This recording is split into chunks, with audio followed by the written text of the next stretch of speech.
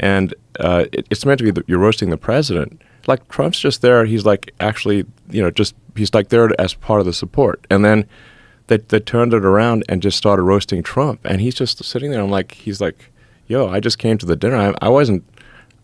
I'm just here to support. We know what it was because of, right? The birther stuff.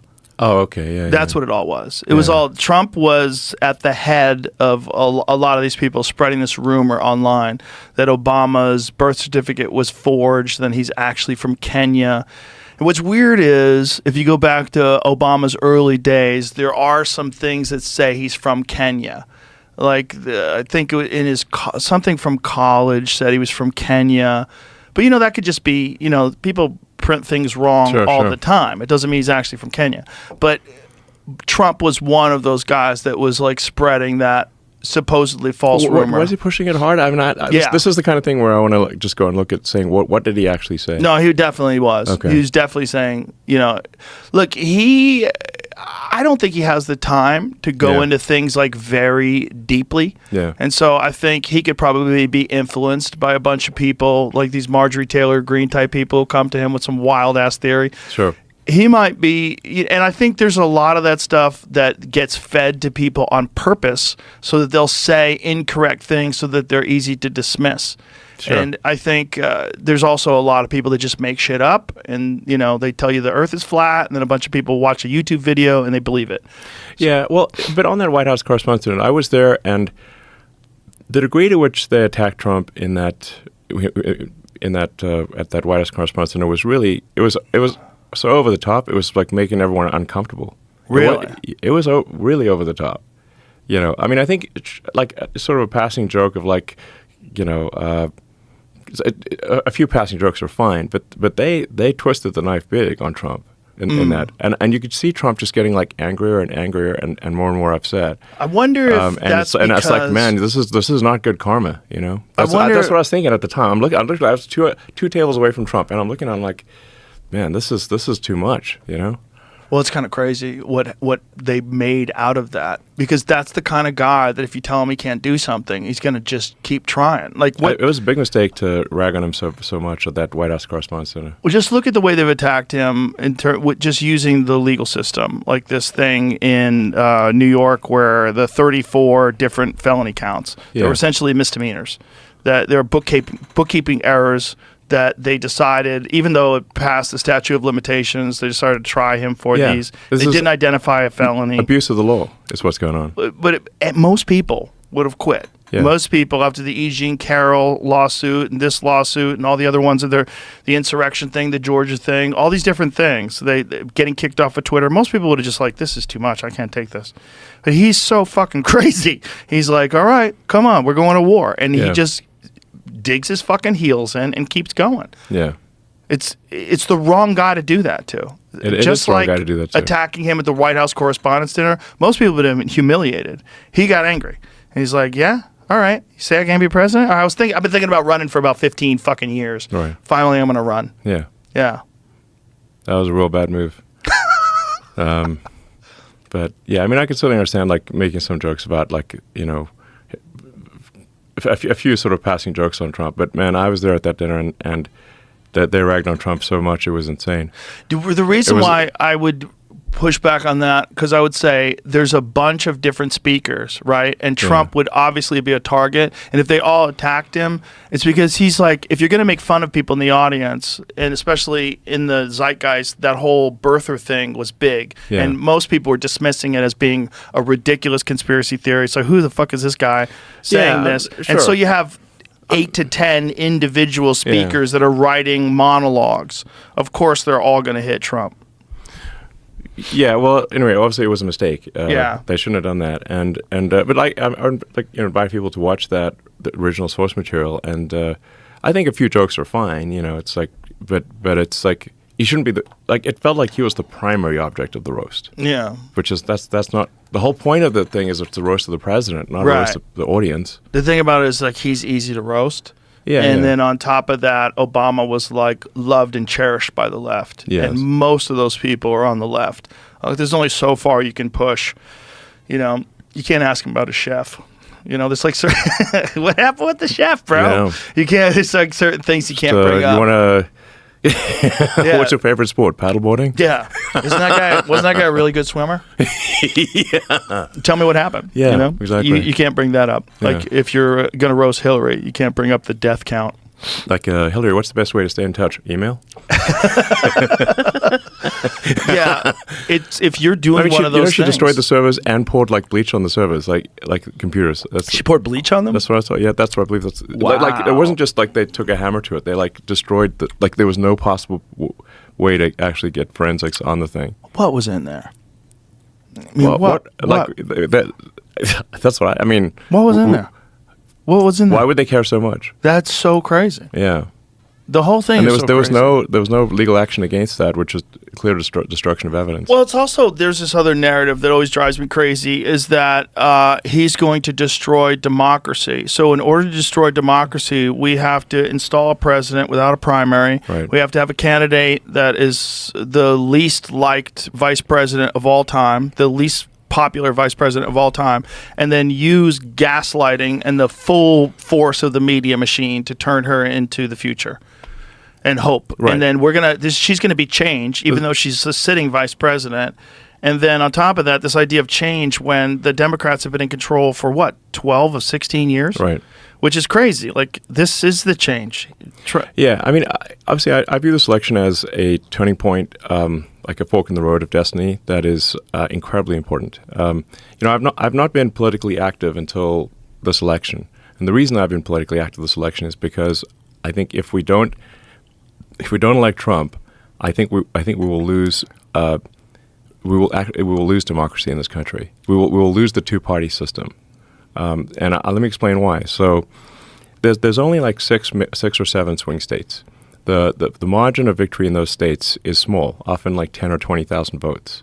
What the Democrat administration has been doing is importing vast numbers of illegals into swing states. You can look at the numbers on the actual government website, meaning you don't take my word for it. You'll just look at the numbers as reported by the government, which is controlled by the Democrats. And what we're seeing is triple-digit increases in the number of illegals in every swing state. In some cases, 700% increases. These are gigantic numbers. So if you have a state that has a 10 or 20,000 vote margin, and you put 200,000 illegals into that state, you 10x you swamp the. It's not a swing state anymore. It's going to vote blue, and then once the swing states vote blue, there is no election anymore. There's only a Democrat primary, which is so crazy, and it's so crazy that people are fine with that. Well, I guess people on the left will be fine with that because they think that's a good idea. They just want to win. They just want to win. Correct. Like the thing is, one does not need actually any grand conspiracy theory for this. You just have to look at the simple matter of incentives. If the Democrat Party wants to win, like basically achieve permanent victory, all they need to do is turn the swing states. Turn the swing states blue. They have permanent victory.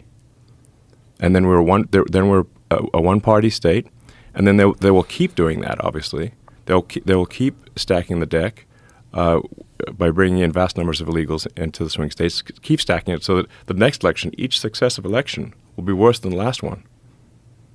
And that's what's happening. If you want to see, like, well, is this actually going to happen? Well, look at California. California is supermajority Dem, 70% Dem. A month ago, they passed a law making it illegal to show ID in any election in California. So a friend of mine went to vote in Palo Alto because he was like, "Is this for real?" He tried to show his ID, and they reacted like if you show a cross to a vampire. Okay, they're like, "No, we can't even look at that ID." It is illegal for them to even look at your ID if you want to present it in California. Why? For any election at all, even like city council. What logical reason other than to cheat would you ever have that law? The reason is to cheat. It's only like you can never make an argument any other way. And I think 84% of people polled believe that you should show ID to vote. So it's against the will of the people. Yes, and we are extremely rare. We're an outlier in not requiring ID. Basically, almost every country on earth requires ID to vote. So as soon as you make you ban ID for voting, it makes fraud impossible to prove. Because how do you trace the fraud? Right. Yeah, it's insane. It's insane. It's insane. And what I'm saying is that how is it legal? What I'm saying is like this election is the last chance to preserve democracy in America. Mark my words. Everything they accuse Trump of, they are guilty of. And if Trump doesn't win, this will be the last real election in America. And we will, if the big government Kamala puppet machine wins, they will legalize the illegals in the swing states. There will be no swing states. Every election going forward will be a guaranteed Democrat win. And it'll actually be worse than California. The reason it'll be worse than California is because the one thing that keeps California from being super crazy is that you can move out of California, like you and I did. You and I used to be in California, but we moved to Texas. We're still in America. But if the Dems win this election, they will legalize enough illegals to turn the swing states, and everywhere will be like California. There will be no escape. That is so insane. This is the final. This is it. This is the last chance. Has anybody tried to push back? And I just want to go out and vote. Vote like your life depends on it. Vote like your future depends on it, because it does. This is the last chance, man. Is there any argument against this? Has anybody tried to debate this? Has anybody tried to say that this is nonsense, this is a conspiracy? Has anybody made any sort of a rational argument? The left actually, interestingly, does not want to pick up much on this argument because the more attention the more you look at it, the more obviously it is true. Because you just say like, well, are the numbers correct? Are there really this many illegals that have been imported into swing states? Yes. They haven't just walked across the border. They've been flown in airplanes. Yeah. Using a shipping app. Yes. Yeah. They made an app. Well, the app always existed, but it used to be for people coming over here, like shipping with goods, so they could track you while you're in America, so you could legally be here. They know where you are. And then they changed it to allow that app to schedule illegal aliens to come across the border. Yes. Asylum seekers. Yes. Come on in. Yes. Oh, you have an app. And you fly people in. They're literally being flown in to the swing states. And so the reason that I think the left doesn't want to push back on this is because the more attention that this gets, the more people realize it is true. Yeah, it is true. That's why they don't. That's why they're just pretending that they're pretending. I'm not saying anything, but I'm like, yo, they're literally flying vast numbers of illegals who are then beholden to the Democrats. And sometimes I get the rebuttal of people say like, well, you know, these illegals they don't have the same social values as the Democrat Party because they're like more socially conservative. I'm like, yeah, but that's not the point. If you look at the Maslow's hierarchy of needs, their primary thing is staying in the country and getting their friends and family in, and then the Democrats give them all these benefits, like tons of benefits, more benefits than than citizens, literally. Yeah. They're beholden to the Democrats for all these benefits. They want to get their friends and family in, which the Democrats support and the Republicans don't, so they vote Dem. And you can look empirically at California and say, like, did they vote Republican or Democrat in California? Oh, they voted Democrat, big time. Well, Reagan gave them amnesty in the 1980s, and that 86. changed the state basically, except for Arnold, changed the state entirely blue. Yes. And Arnold was an exception because he was like a socially liberal, famous guy. Yeah. And, you know, didn't really impose any radical restrictions on any of the people that were going to vote Democrat in the first place. The whole thing is just, it's bizarre to watch play out because it just seems like this can't be actually what's happening. Did you see my conversation with Fetterman about it? Yeah. He was completely in denial about it. I don't think there's that level of organization. I'm like, what are you talking about? Exactly. Just because you can break it down. So like, are any of these numbers wrong? Because we got these numbers from Homeland Security Government.gov. Okay. Right. So we got it from the .gov website. Has the government reported these numbers incorrectly? No, they have not. Those numbers, if anything, are low. So they have in fact flown vast numbers of illegals to swing states, Yeah. bypassing the border entirely. And so that is factually true. Then you can say, like, well, what is their probable voting pattern? Overwhelmingly Democrat into swing states. And then, well, but do the Democrats actually want to fast track them for citizenship? Yes, they do. You can see Chuck Schumer on TV saying at a rally this year was saying he wants to fast track and make all 11 million or however many, I believe his quote was, citizens as soon as possible. So the goal is they are fast tracking citizenship as quickly as possible, so whether one thinks it's cheating or not, it won't matter because they will be fully able to vote. And for people on the left, this is actually happening. I invite people to rebut this and show me where I am wrong. Please do so. No, they can't. They can't. They can't because it's true. Well, what's scary to me is that there's people that are on the left, like people that were Bernie Sanders supporters, for example. Yeah, Bernie got screwed with talk about undermining democracy. Bernie should have won the nomination, exactly. And they stole it from him and gave it to Hillary. Exactly. That was what I was going to bring up. Like they control the primary process. Yeah, exactly. So like if you have a Democratic primary, it's not democratic. We just saw that. We saw it with Bernie. We saw it with Kamala. That like a week before Biden, was summarily fired, he was posting that he's in it for the long term. He's going. Yeah. Yeah. He's not giving up. And the next thing you know, Sunday afternoon, they're posting on X that he's resigned from the race. Which is, and his staff didn't even know. Like they're reading it on the X platform. Okay, that's how they learned about it. What do you think happened there? How did they do that? Because he's clearly just not in charge. Obviously, they could have used the 25th Amendment, right? Fake president. But they would have to admit that there was a certain period of time where they knew that he was mentally compromised. Yes. And so they made this decision to not do that. Well, the weird thing is that the president's supposed to be the boss. Right. And yet he's obviously not the boss. Right. So who's running the country? If she's busy campaigning, she's so busy she can't do anything except Saturday Night Live. She did that. She's so busy. She's constantly campaigning. How could you be paying attention to international relations? Yeah. How could you be paying attention to the economy? How could you be paying attention to any of those things? How do you have the time? You can't. Yeah. I mean, Biden being the president's supposed to be the CEO, the chief guy, he's commander in chief. But it just obviously that Biden was not. He was just a puppet. And when the various puppet masters decided that the puppet it was no longer useful, they just tossed out the puppet and then got a new puppet with Kamala. I mean, Kamala can't even talk.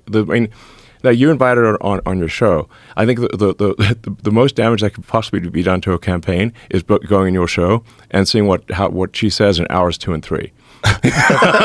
2 and 3 is when things get 2 spicy. And 3. Yeah. And I'm like, oh my God. You can hide for 20 She's minutes. gonna melt. You can hide for 20 minutes. Exactly. Yeah. I mean, you can just regurgitate talking points for half an hour, maybe an hour, just where she's just saying like non sequiturs, but eventually she just runs out of non sequiturs. Well, they wanted to limit it to an hour. Exactly, that's why. But I was thinking of doing it initially before Trump came here. First of all, when they found out that there was a rumor, I never announced that Trump was coming. What I was going to do is just release it. The way I like to do things, I don't like to tell anybody who's coming on. It'll get big no matter what. If Trump was on, it would have been huge. I'm like, just put it out there. People go crazy. Yeah. But he apparently, or someone from his organization, some loose lips, and then it got out. And so she contacted my management company, and her organization, her campaign contacted us and said, would Joe have her on? I said yes. And they said she wants you to fly to where she is, and she's only willing to do 45 minutes.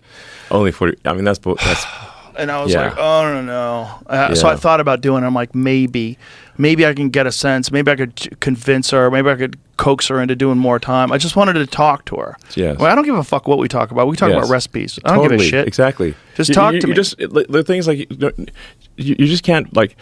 you can't just output bullshit non sequiturs for 3 hours. Right. But You for have to 45 talk. minutes you could do. I thought maybe for 45 minutes I could get something out of it. But then when Trump came and did the 3 hours, I was like, you know what? It has to be like this. This is the only way. To be fair, it's got to be like a three And hours. it should be in this room. Yes. Because this room has like a history of people This room has good expressing vibes, themselves. actually.